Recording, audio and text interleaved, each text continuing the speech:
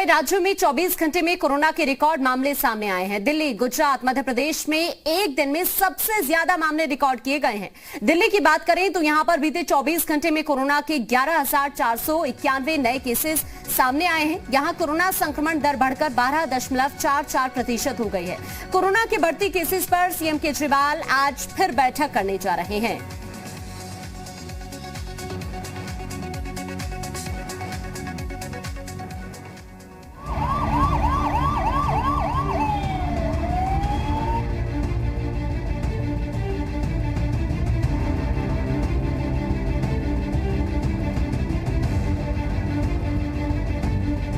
तमाम कोशिशों के बावजूद देश में कोरोना संक्रमितों की संख्या बढ़ती जा रही है।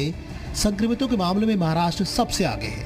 हम आपको महाराष्ट्र के आंकड़े बताएंगे, लेकिन पहले बात देश की राजधानी दिल्ली की, जहां तेजी से हालात बिगड़ रहे हैं। दिल्ली में कोरोना का पॉजिटिव रेट 12.44 तक पहुंच गया है। 24 घंटे में दिल्ली में 11,491 मामले आए हैं। इस दौरान दिल्ली में 72 कोरोना मरीजों की मौत हो गई। देश की राजधानी में फैलते कोरोना को रोकने के लिए तमाम इंतजाम किए जा रहे हैं, लेकिन मामले घट नहीं रहे हैं। दिल्ली के मुख्यमंत्री लगातार कह रहे हैं कि वो लॉकडाउन नहीं लगाएंगे। ऐसे में अब हालात को संभालने के लिए दिल्ली के मुख्यमंत्री अरविंद केजरीवाल आज कोरोना पर रिव्यू बैठक करेंगे। वहीं देश में कोरोना की दूसरी लहर को रोकने के लिए कई उपाय किए गए हैं। एहतियात के तौर पर सुप्रीम कोर्ट में होने वाली सभी सुनवाई अब वीडियो कॉन्फ्रेंसिंग के जरिए होंगी। सभी जज इस दौरान अपने आवास से ही काम करेंगे। इस दौरान कोर्ट की अलग अलग बेंच तय समय से 1 घंटा देरी से बैठेंगी और सुनवाई करेंगी। केंद्र सरकार ने कोरोना वायरस संक्रमण का खतरा कम करने के लिए 2 घंटे से कम की उड़ानों में खान पान सेवा पर रोक लगा दी है। कोरोना के बढ़ते मामलों को देखते हुए अहमदाबाद का साबरमती आश्रम आज से विजिटर्स के लिए बंद रहेगा। महाराष्ट्र में कोरोना संक्रमण के मामले में कमी नहीं आ रही है। महाराष्ट्र में 10वीं और 12वीं की परीक्षा को आगे के लिए टाल दिया गया है। वहीं महाराष्ट्र में लॉकडाउन पर अभी तक अंतिम फैसला नहीं हो पाया है। महाराष्ट्र के स्वास्थ्य मंत्री ने कहा है कि लॉकडाउन पर आखिरी फैसला मुख्यमंत्री लेंगे। हालांकि अच्छी बात ये रही कि सोमवार को महाराष्ट्र में मामले तेजी से घटे हैं और यहाँ ये 63,294 से घटकर 52,312 पर आ गया है। कई राज्यों ने, जैसा तमिलनाडु ने तो पूरा 10th के लोगों को 100% प्रमोट किया है। तो ऐसे भी कुछ डिसीजंस लेने की ज़रूरत अगर है तो सभी बोर्ड्स ने, फिर CBSE हो, ICSE हो, IB हो, सभी बोर्ड्स ने उसको मान्यता देने की ज़रूरत होती है। या तो फिर अगर आगे ढकेल के कुछ जब भी कोरोना का पूरा कर्व जो है अगर हम फ्लैटन कर पाए जल्द से जल्द, तो तब लेने की काम भी हुआ तो भी चलेगा। लेकिन बच्चों के जान से खेलना बिल्कुल ठीक नहीं था। इसीलिए गवर्नमेंट का ये हमारा डिसीजन बहुत सही है, उसका मैं स्वागत ही करता हूँ।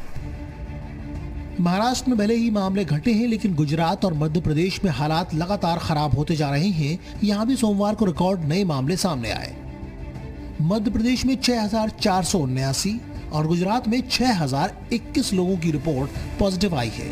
इन दोनों राज्यों में 24 घंटे में ये अब तक का सबसे ज्यादा आंकड़ा है। जिन राज्यों में कोरोना के मामले ज्यादा तेजी से हो रहे हैं, वहां पर प्रशासन ने कई उपाय किए हैं। हरियाणा में सोमवार रात 9 बजे से सुबह 5 बजे तक नाइट कर्फ्यू लगाया गया है। भोपाल में कल रात 9 बजे से 19 अप्रैल की सुबह 6 बजे तक के लिए कोरोना कर्फ्यू लगाया गया है। देश में कोरोना संक्रमण की चेन को तोड़ने के लिए तमाम कोशिशें की जा रही हैं, लेकिन लोगों की लापरवाही से हालात संभल नहीं रहे हैं। ब्यूरो रिपोर्ट, जी मीडिया। कोरोना की रोकथाम पर पीएम मोदी एक बार फिर से बैठक करने जा रहे हैं। सभी राज्यों के मुख्यमंत्रियों के साथ बैठक करने के बाद इस बार पीएम मोदी राज्यपाल और उपराज्यपाल के साथ 14 अप्रैल यानी कल बैठक करेंगे, जिसमें उपराष्ट्रपति भी शामिल होंगे। कोरोना के हालात को अब ऐसे भी समझ सकते हैं कि बीते 28 दिनों में पीएम मोदी की ये चौथी बैठक होगी।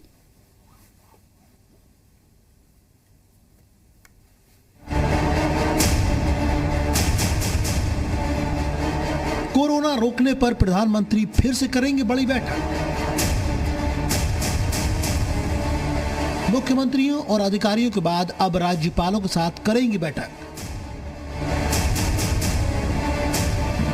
कोरोना काल में पहली बार प्रधानमंत्री, उपराष्ट्रपति और राज्यपालों के साथ करेंगे बैठक। जी हाँ, देश में कोरोना की वजह से तेजी से हालात बिगड़ रहे हैं। दूसरी लहर की वजह से लगातार रोज रिकॉर्ड मामले सामने आ रहे हैं। देश में पहली बार एक्टिव केस 12 लाख के आंकड़े को पार कर चुके हैं। इसलिए अब प्रधानमंत्री कोरोना को रोकने के लिए बड़ी रणनीति पर काम कर रहे हैं। इस रणनीति के तहत प्रधानमंत्री बुधवार को उपराष्ट्रपति वेंकैया नायडू सहित देश के सभी राज्यों के राज्यपालों और उपराज्यपालों से कोरोना और वैक्सीनेशन को लेकर शाम में बैठक करेंगे। बीते 28 दिनों में प्रधानमंत्री की ये चौथी बैठक है और इससे आप अंदाजा लगा सकते हैं कि प्रधानमंत्री कोरोना की दूसरी लहर को लेकर कितने चिंतित हैं और लगातार इसको रोकने पर काम कर रहे हैं। अगर बैठकों की बात करें तो 17 मार्च को प्रधानमंत्री ने मुख्यमंत्रियों के साथ बैठक की थी। फिर 4 अप्रैल को उच्च अधिकारियों के साथ चर्चा और उसमें वैक्सीनेशन पर चर्चा की गई। फिर 8 अप्रैल को मुख्यमंत्रियों के साथ प्रधानमंत्री ने फिर से बैठक की और उस बैठक में टीका उत्सव, माइक्रो कंटेनमेंट जोन बनाने सहित 4 सूत्रीय मंत्र दिए हैं। और अब अगली बैठक उपराष्ट्रपति, राज्यपालों और उपराज्यपालों के साथ करेंगे। कोरोना काल में उपराष्ट्रपति, राज्यपालों और उपराज्यपालों के साथ प्रधानमंत्री की ये पहली बैठक है। माना जा रहा है कि इस बैठक में प्रधानमंत्री वैक्सीनेशन पर और कोरोना की दूसरी लहर पर विस्तार से चर्चा कर सकते हैं।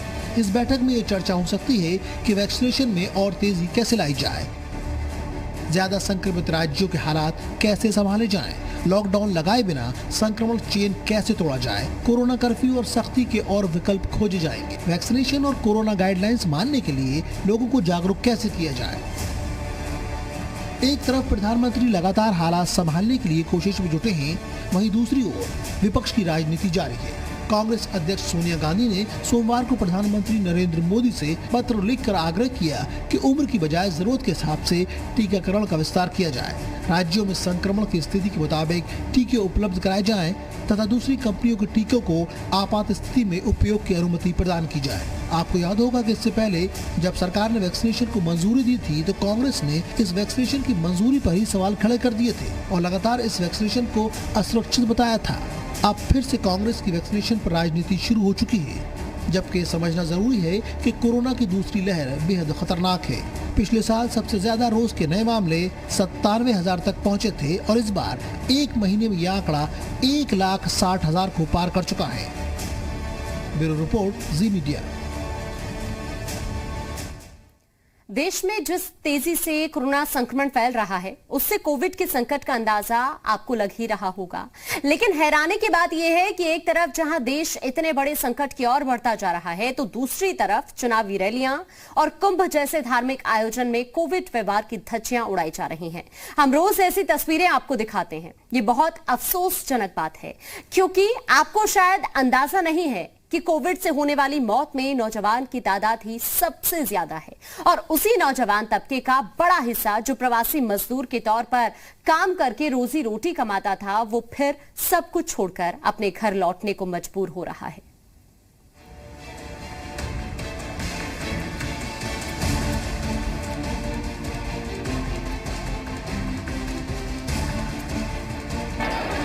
ये हरिद्वार कुंभ की तस्वीरें देख रहे हैं। मास्क और सोशल डिस्टेंसिंग की हालत भी देख लीजिए।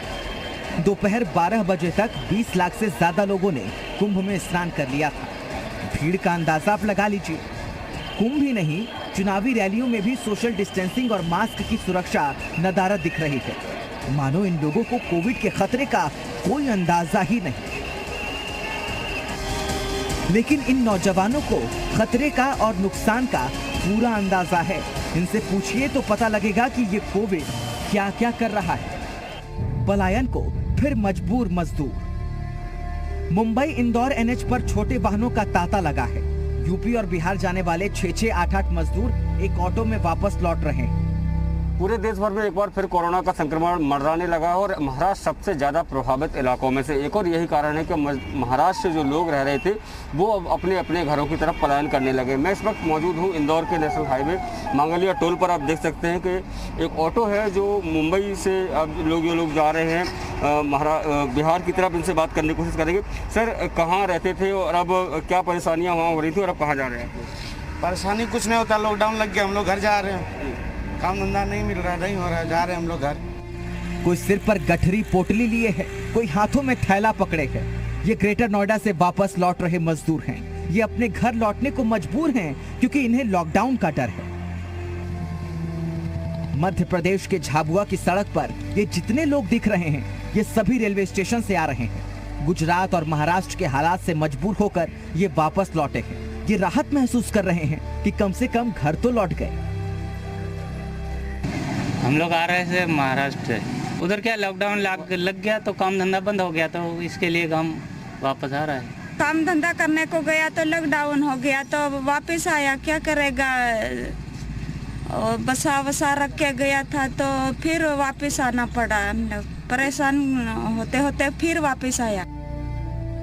महाराष्ट्र से लौट रहे मजदूरों की तस्वीर एमपी के बड़वानी में भी दिखी है। कोई बस से, कोई बाइक से तो कोई ऑटो से, जिसे जो साधन मिल रहा है उसी से लौट रहा है।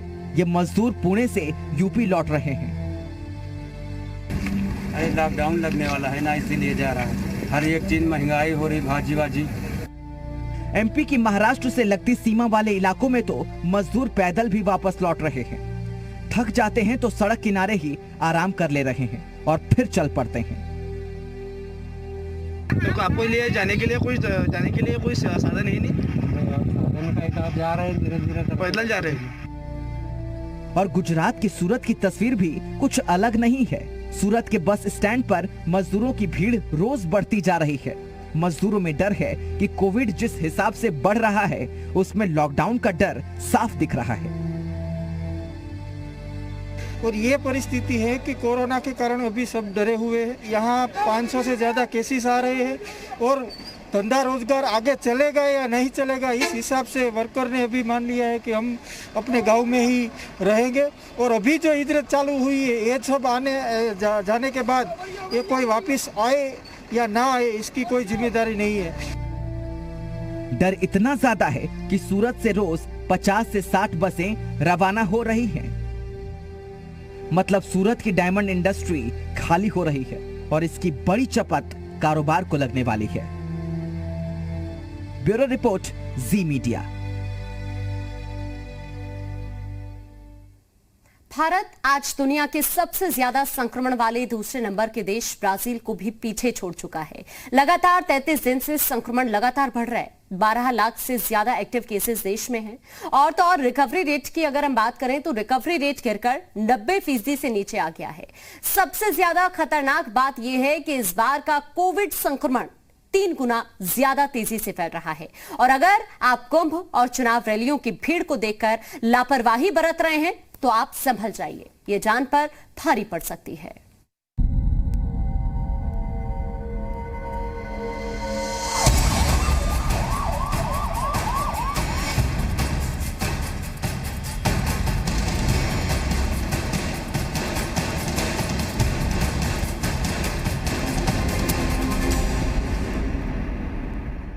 कोरोना खतरनाक हो चुका है, अब भी संभल जाइए। कोरोना की दवाओं के लिए मारामारी होने लगी है। कोविड का शक होने पर टेस्ट भी कराना मुश्किल होने लगा है। देश भर के अस्पतालों में कोविड स्पेशल बेड्स और वेंटिलेटर्स की किल्लत शुरू होने लगी है। जैसे जैसे कोविड का संक्रमण बढ़ता जा रहा है, देश के आम लोगों की दिक्कतें बढ़ती जा रही हैं। कंटेनमेंट जोन्स में टेस्टिंग पर हमें बहुत बल है। जिस कंटेनमेंट जोन तय करें उसमें एक भी व्यक्ति टेस्टिंग के बिना रहना नहीं चाहिए। हर इन्फेक्शन के हर कॉन्टैक्ट को ट्रैक करना, टेस्ट करना और कंटेन करना, इनमें बहुत तेजी की जरूरत है। पीएम मोदी ने कोविड से लड़ने का जो मंत्र दिया है उसमें ट्रीटमेंट को लेकर लोगों की दिक्कतें शुरू हो गई हैं। दिल्ली का ये बड़ा अस्पताल है, कोविड डेडिकेटेड हॉस्पिटल है, लेकिन इस Rajiv Gandhi super speciality hospital में भी कोविड मरीजों की भर्ती मुश्किल है। राजीव गांधी हॉस्पिटल से बोल रहे हैं? हाँ जी। सर, पृथु बात कर रही हूँ मैं। मुझे ये जानना था कि कितने बेड्स फिलहाल अवेलेबल हैं? वेंटिलेटर और आईसीयू वाला तो नहीं है मैम। अच्छा, जहाँ तक है। जी मीडिया टीम ने दिल्ली के एक और अस्पताल में कोविड पेशेंट के लिए बेड की पड़ताल की। सर मुझे पता करना था कि अभी कोविड के जो बेड्स हैं वो अवेलेबल हैं क्या? मैम अभी हमारे पास भी बेड्स अवेलेबल है, भी पूरा फुल है। अभी हमारे पास जो बेड्स है सारे पूरे फुल हो रखे हैं। तो बत्रा हॉस्पिटल में भी बेड नहीं है। अब सफदरजंग हॉस्पिटल की हालत देखिए। इस अस्पताल के बारे में ऐप पर 3 आईसीयू बेड खाली होने की सूचना थी, लेकिन अस्पताल में बेड खाली नहीं थी। मैम मुझे एक पेशेंट के लिए बेड चाहिए, ICU bed, Covid patient. Ma'am अभी तो अवेलेबल नहीं है बेड, आईसीयू में भी नहीं है, वार्ड में भी नहीं है। लेकिन मैं ऐप पर तो देख पा रही हूँ कि अभी आपके यहाँ पे 3 बेड अवेलेबल है। नहीं मैम, स्लॉट सारे फुल है बेड तो। दिल्ली के अस्पतालों में कोविड पेशेंट्स की बेड की जानकारी के लिए जो मोबाइल ऐप है, उसके मुताबिक कोविड के 1116 बेड्स में से सिर्फ 281 बेड खाली बचे थे, लेकिन हकीकत में शायद ही बेड खाली मिले। और अगर बेड मिल भी जाए तो अस्पताल में क्या हालत है, उसका सच एलएनजेपी में भर्ती एक मरीज के बेटे से सुनिए। यहाँ पे कुछ भी ट्रीटमेंट तरीके से नहीं चल रही है। कई बार पेशेंट मेरा फ़ोन कर चुका है, बेटा मुझे यहाँ से निकाल ले, यहाँ पर प्रॉब्लम हो रही है, कोई देख रेख नहीं हो रही है। बेड के लिए हम लगातार बढ़ा रहे हैं। अभी हमने केंद्र सरकार से रिक्वेस्ट की है, उनके 1090 बेड अभी अवेलेबल है केंद्र सरकार के, जो कि उस टाइम पर 4000 से ऊपर थे।